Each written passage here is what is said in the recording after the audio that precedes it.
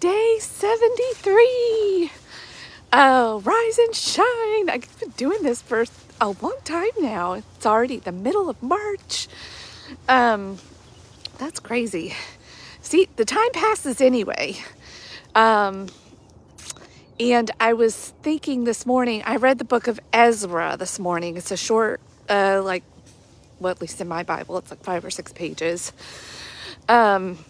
And it recounts the rebuilding of the temple, the return of the people, what's left, the remnant is how they're described, to Jerusalem, and then rebuilding the temple. And it was actually one of the kings of Persia, Cyrus, that said, hey, it's time for you to go back. So this was prophesied and fulfilling a prophecy that after a period of 70 years, the people would be allowed to return to their hometown, to God's hometown. And that made me think of like the constant theme, at least that popped out to me throughout the book, because of course in a whole book there is, hey Beth, good morning. There is, so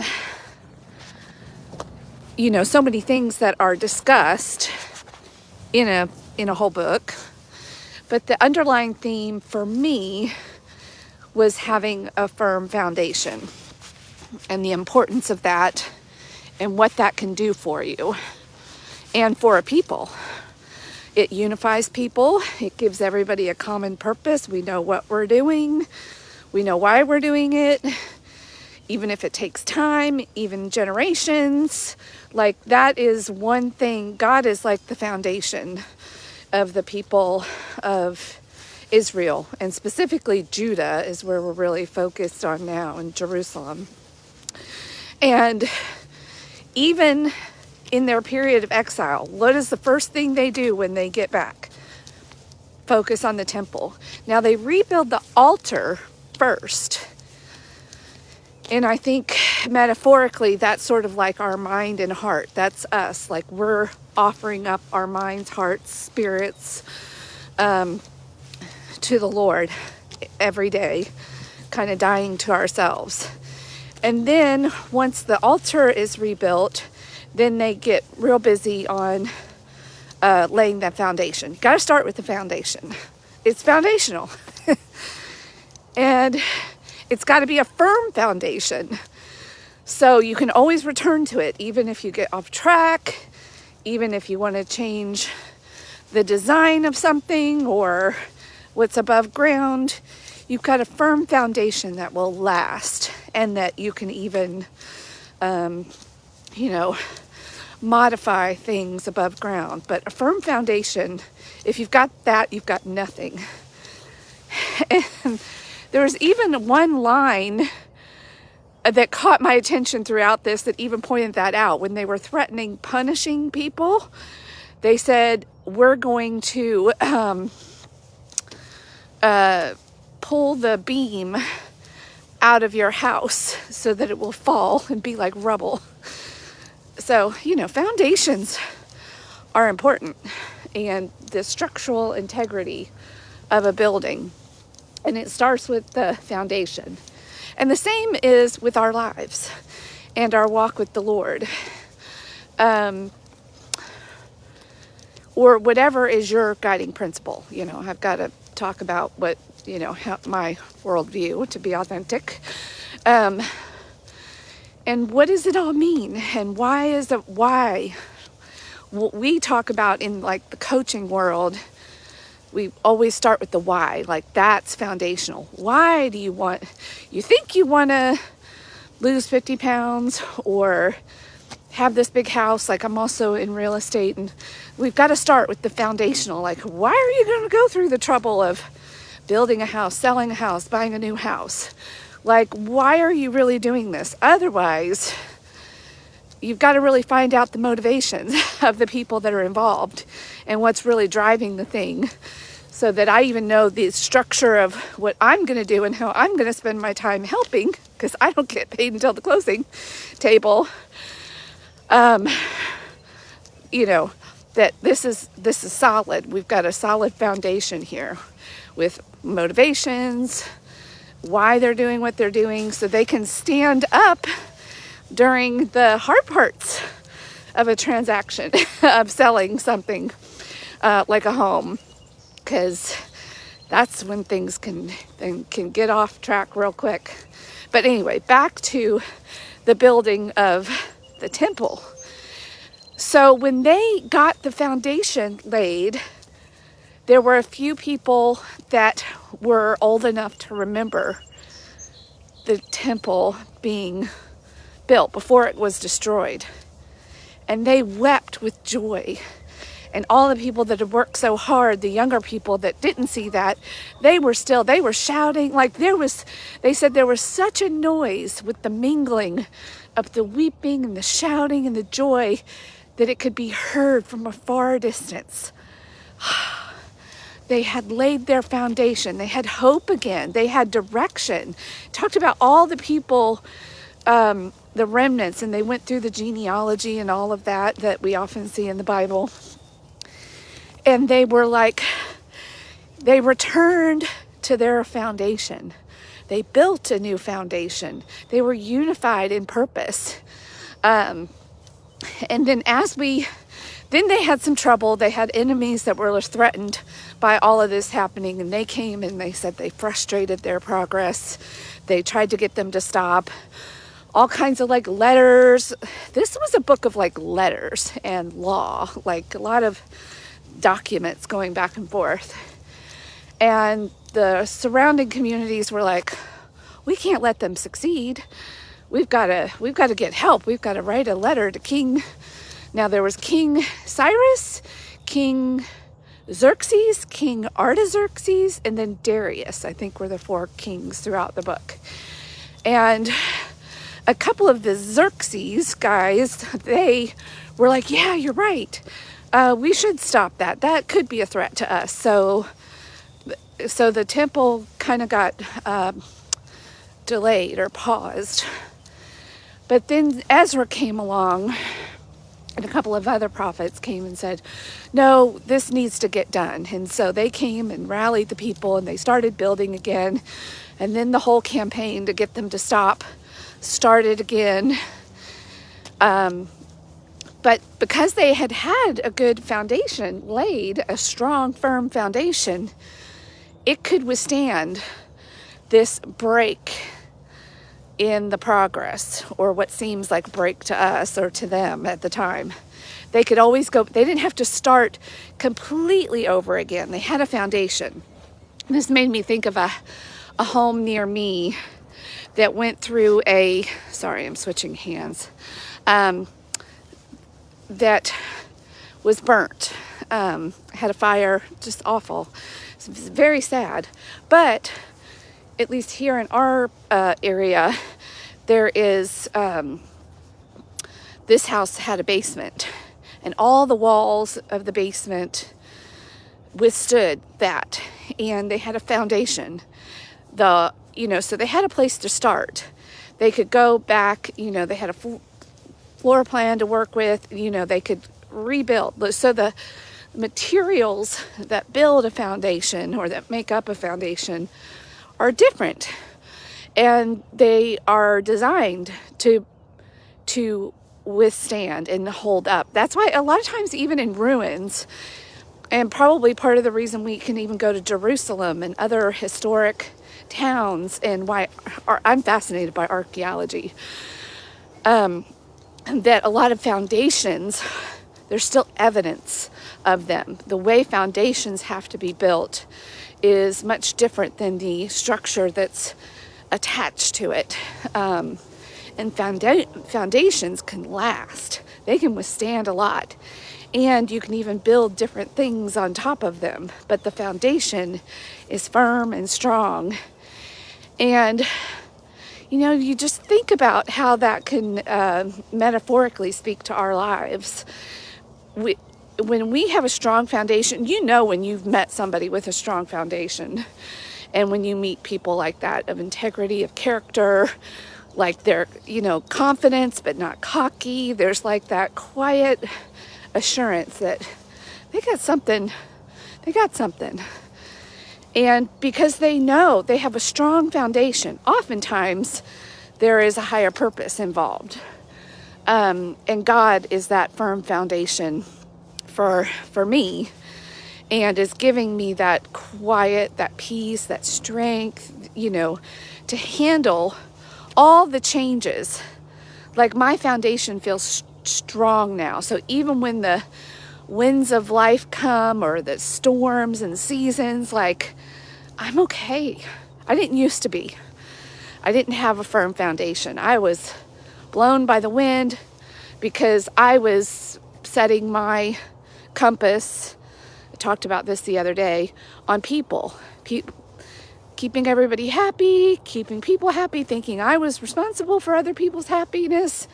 Oh boy, that's not a firm foundation. People are not a firm foundation. If you're a person, you know this, even in any given day, how you can wake up in a good mood, by lunch, even for no apparent reason, you're grumpy, like you're affected by your hunger, by how many hours of sleep you got. Like, we are some fickle fannies. I can't even please myself, much alone, yet somehow I thought I could please other people. Like, that's not a firm foundation. So now that I have rebuilt my foundation, and it's a much stronger foundation because it's not dependent on me. And it's not dependent on me trying to fix or please other people. Yeah. If I do, that's great. I can do my best. That's great. But their journey is their journey. I'm not responsible anymore. Even for the people that I love very, very much. God gave us each the gift of life because He knows that we are capable and we have the potential to live it well. Whether we do or not is up to us. But it's not up to me for you, or you for me. Whew, that can preach right there. But anyway, back to the book of Ezra. The other reason the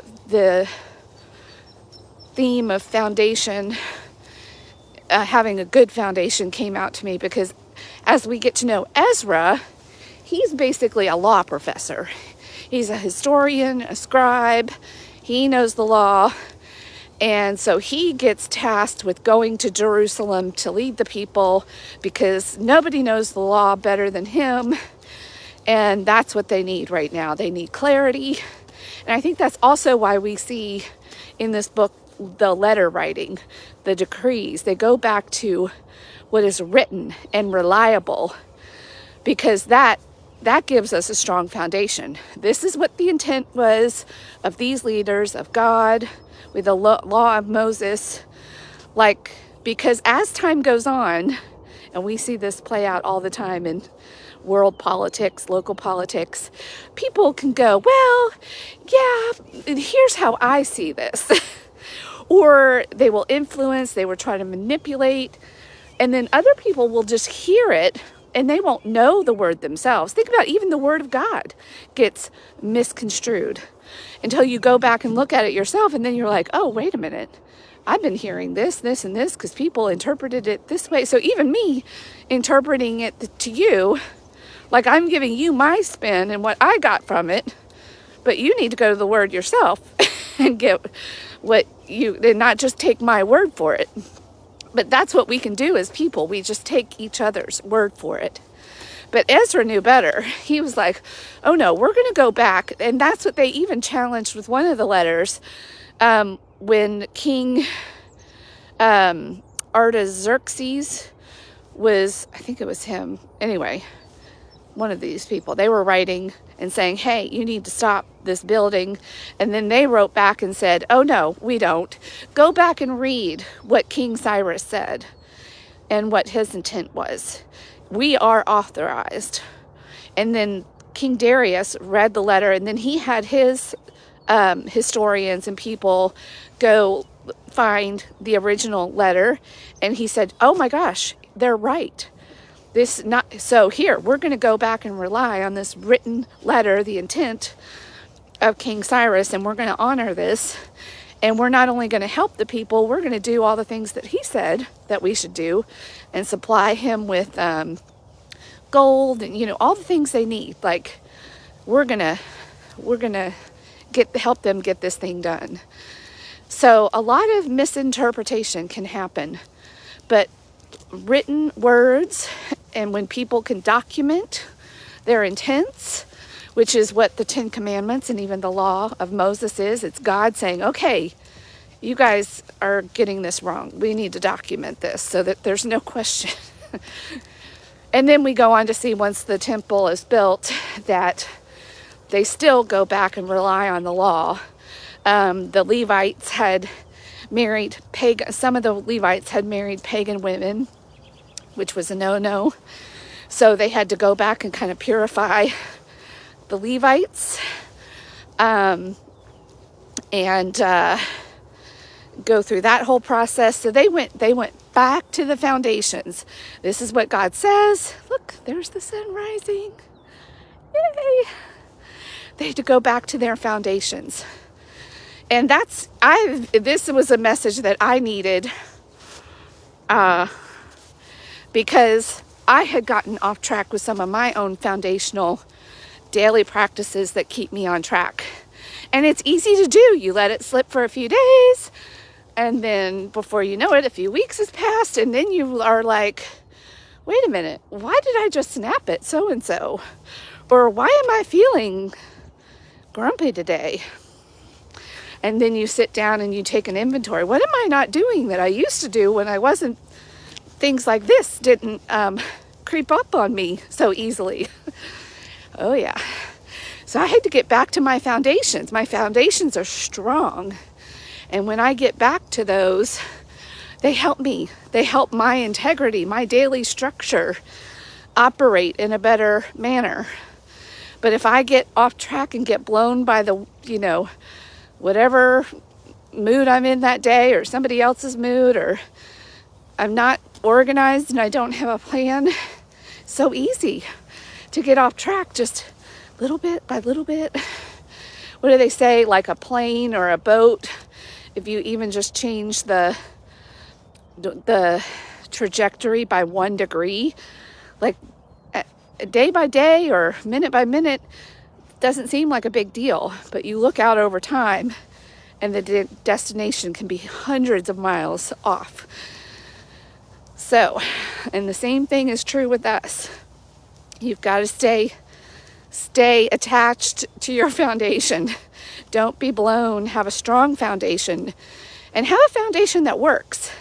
If you're like me and you're like, gosh, I don't have any of that, and you find yourself just in a constant storm of chaos of feelings and other people's feelings, maybe you're like me and you didn't have or like I used to be, I don't have a strong foundation.